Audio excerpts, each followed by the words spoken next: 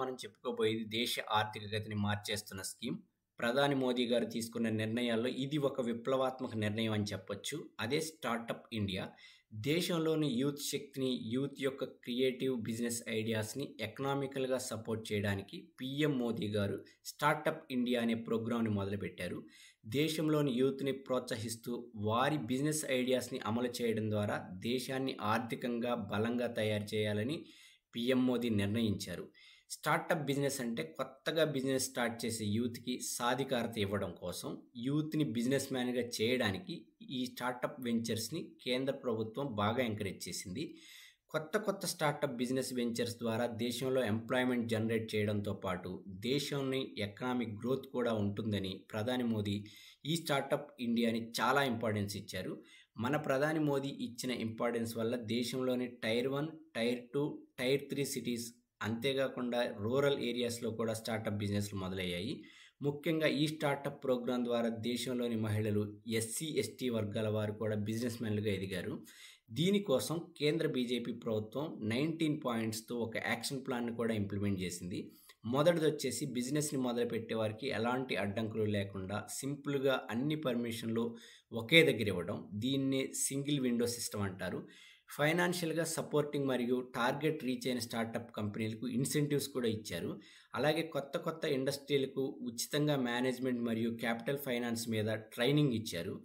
స్టార్టప్కి సంబంధించి registration process మొత్తం online చేసేసారు. కొత్త పేటెంట్స్ నమోదు చేసుకోవడానికి కూడా 80% వరకు ఖర్చు తగ్గించారు. స్టార్టప్ కంపెనీలపై 3 సంవత్సరాల వరకు ఇన్కమ్ ట్యాక్స్ను కూడా తగ్గించారు. అలాగే స్టార్టప్ కంపెనీలు కూడా గవర్నమెంట్ టెండర్స్ పొందేందుకు హక్కులు ఇచ్చారు. రీసెర్చ్ అండ్ డెవలప్మెంట్ కోసం సౌకర్యాలు కల్పించారు. కొత్తగా బిజినెస్లోకి వచ్చిన ఇండస్ట్రీస్ వాళ్ళ నెట్వర్క్ని పెంచుకోవడం కోసం అన్ని స్టార్టప్స్తో కలిసి స్టార్టప్ ఫెస్ట్ అనేది నిర్వహించడం జరుగుతుంది. సో అలాగే సీడ్ ఫండ్ స్కీమ్ కోసం కేంద్ర బీజేపీ ప్రభుత్వం 945 కోట్లను రిలీజ్ చేసింది. సీడ్ ఫండ్ స్కీమ్ అంటే మీ దగ్గర ఒక స్టార్టప్ బిజినెస్ ఐడియా ఉంటే దానికోసం ఫైనాన్షియల్గా సపోర్ట్ ఇవ్వడం, ఆ స్టార్టప్ ఇండస్ట్రీ తయారు చేసిన ప్రొడక్ట్స్ని మార్కెట్లో తీసుకురావడం మరియు వాటిని లాభాలు వచ్చేలాగా అమ్మడం కూడా. అంతేకాకుండా మన దేశ స్టార్టప్ కంపెనీస్ అంతర్జాతీయ ఒప్పందాల ద్వారా మరియు నాలెడ్జ్ ఎక్స్చేంజ్ చేసుకోవడం ద్వారా గ్లోబల్ మార్కెట్లో కూడా సక్సెస్ అయ్యాయి. ఒక్క వ్యవసాయ రంగంలోనే 1138 స్టార్టప్ కంపెనీల కోసం 124 కోట్ల రూపాయలని కేంద్ర బీజేపీ ప్రభుత్వం సాయం చేసింది.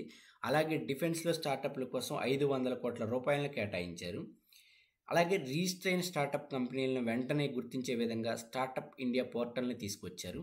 అంతేకాకుండా మీరు నడిపే స్టార్టప్ బిజినెస్లో లాసెస్ వస్తే అనుకోకుండా చాలా ఈజీగా ఆ స్టార్టప్ బిజినెస్ని క్లోజ్ చేసే విధంగా ఎగ్జిట్ పాలసీని కూడా తీసుకువచ్చారు.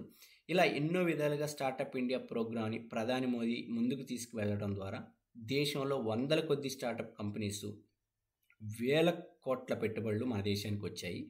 ఒక కంపెనీని ఎలా స్టార్టప్గా గుర్తిస్తారో కూడా ఇప్పుడు నేను మీకు వివరిస్తాను.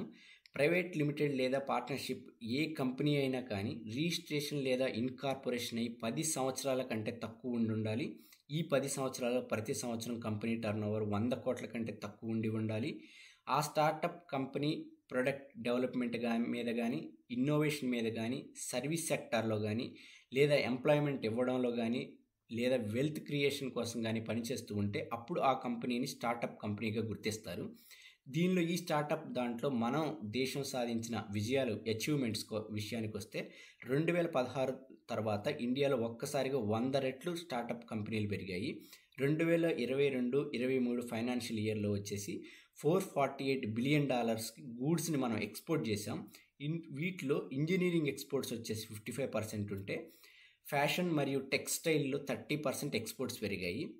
అయితే అమెరికా, చైనా తర్వాత స్టార్టప్లు మొదలు పెట్టడానికి అనుకూలమైన దేశంగా ఇండియా 3వ స్థానంలో ఉంది ఈరోజు. మీరు మీ కంపెనీని కనుక స్టార్టప్ కంపెనీగా ఎలా రిజిస్టర్ చేసుకోవాలో కూడా నేను మీకు చెప్తాను. నేను మీకు క్రింద ఇచ్చిన లింక్ ద్వారా ఆన్లైన్లో మీరు స్టార్టప్ కంపెనీగా మీ కంపెనీని రిజిస్ట్రేషన్ చేసుకోవచ్చు. అయితే రిజిస్ట్రేషన్ చేసుకునే ముందు కంపెనీ రిజిస్ట్రేషన్కి సంబంధించిన డాక్యుమెంట్లు, director details, pan card, address proof లాంటి అన్ని డాక్యుమెంట్స్ని ఆన్లైన్లో సబ్మిట్ చేయడం ద్వారా మీరు మీ కంపెనీని స్టార్టప్ కంపెనీగా రిజిస్ట్రేషన్ చేసుకోవచ్చు. Thanks for listening. రేపు మరొక సెంట్రల్ గవర్నమెంట్ స్కీమ్తో మళ్ళీ కలుసుకుందాం. జై హింద్.